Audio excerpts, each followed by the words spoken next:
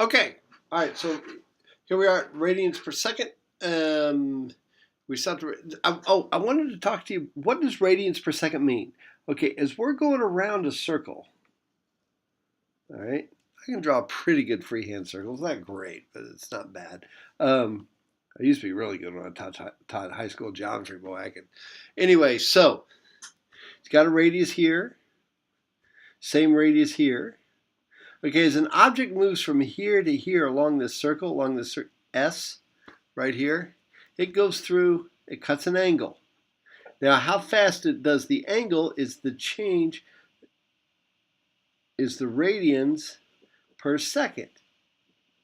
And we call that little omega, okay? And that is in radians per second, and we call that the angular speed. Notice we're also calling this by a scalar quantity too, because the angular vector is, we use the right hand rule, where we rotate, and the thumb's coming at, rotate your hand like this, whichever direction the thumb points, that's the actual direction. So the angular speed is coming out of the page, the actual angular velocity is coming out of the page like this. This is why if you rotate something really fast like this, it has a tendency with that angular acceleration and angular speed going in the same direction, whoosh, it can fly up in the air. Spin it fast enough. That's why spinning things will rise. All right, or bury themselves in the gravity. So that's what angular speed is. It's the change. Omega is equal to the change in theta over the change in time. Okay, and so that's where we get the period of one revolution. The period of one revolution is theta. The change in theta is equal to 2 pi over t.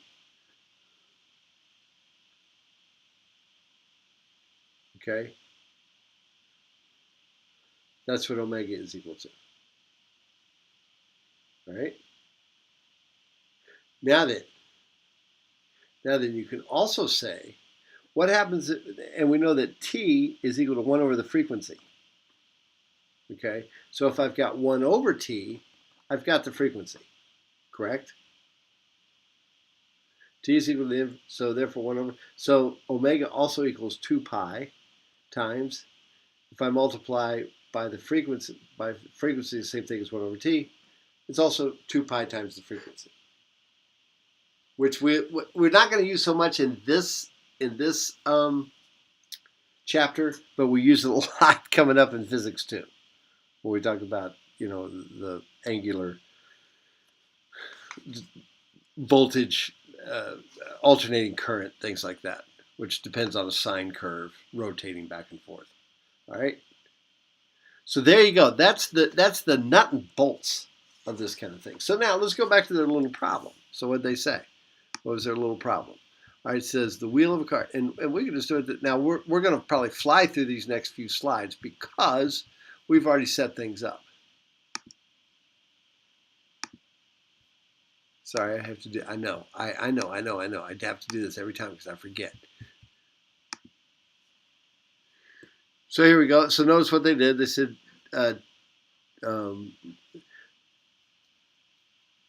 this is, all right, now determine the speed at the outer edge. Well, we needed, so for this problem that they gave us, here's the other relationship that I want you to know.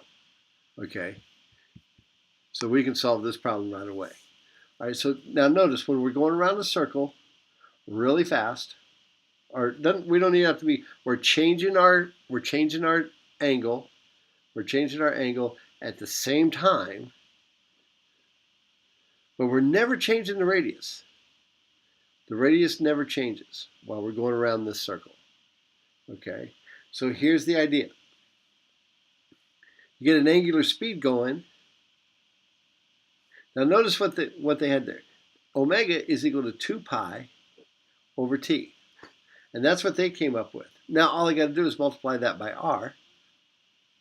If I multiply both sides by r, I've got v. Okay, so v is equal to r, which does not change, times omega. the, the speed at the end of a certain radius r. So here's an important aspect of that. If I've got two bugs on a turntable, let's say the turntable has an omega of 33 1/3 revolutions per minute. We all already know what to do. You're going to get that in radians per second, right? You're going to multiply by, and I want to know what the velocity of this bug is. Let's say that the R1 is equal to 0.13 meters, and R2 out here on the edge is equal to 0.22 meters. It's out there on the edge. It's going at a constant speed, a uniform circular speed is what we call it. It's going at the same speed. However, but the velocity vector again is pointing up. So that's the velocity is changing all the time because it's changing direction. So therefore it's accelerating, and that's where we're going to end this little talk here in a minute. All right. So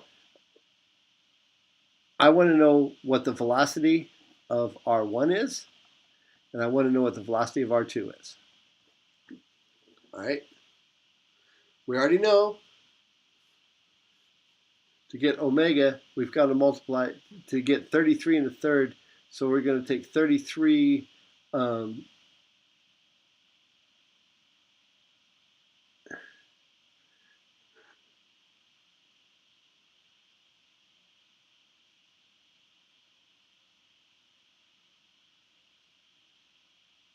Sorry, we're going to take 33.33 and multiply by pi and divide by 30.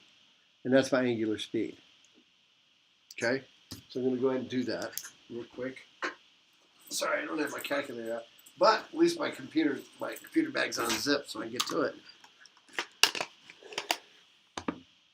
So I know this. I've got clear 33.33 times pi divided by 30. And that's 3.49 radians per second. Now, a radian's about 53 degrees. Okay? A radian is around 53 degrees because I know that 2 pi is equal to 360 degrees. So if I divide, so to get 1 radian, I'll divide by 2 pi on both sides because I know that 2 pi radians, so I'm just going to divide by 2 pi, so I get 1 radian then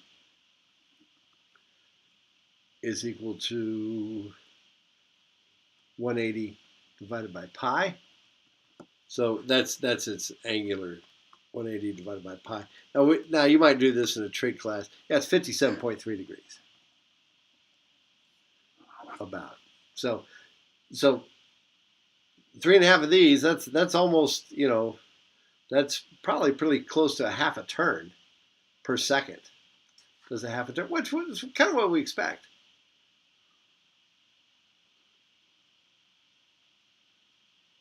Okay. All right.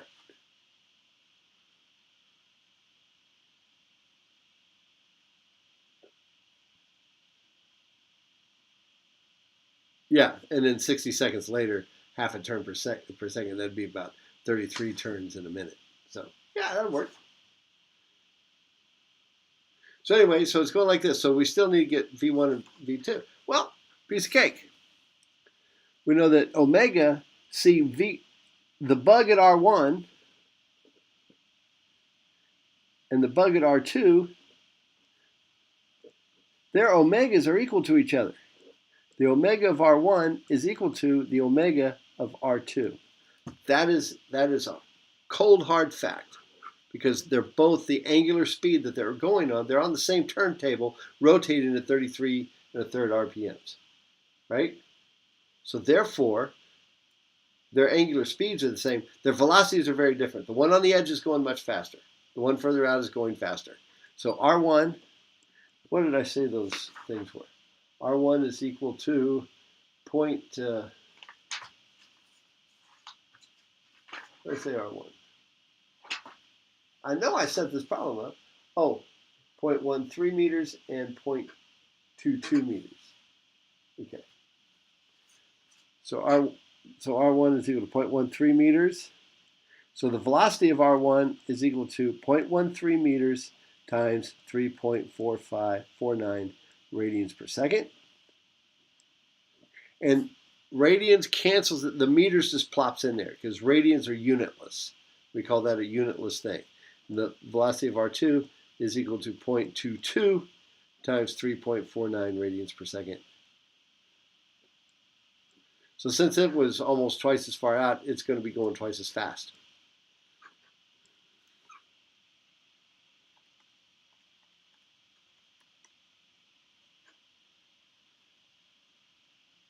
.4537 meters per second.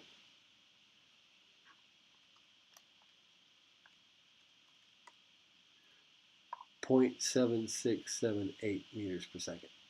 All right, so that's huge. We'll talk about centrifugal acceleration in the next one, and that'll be it for Tuesday, because we'll have all the big ideas down.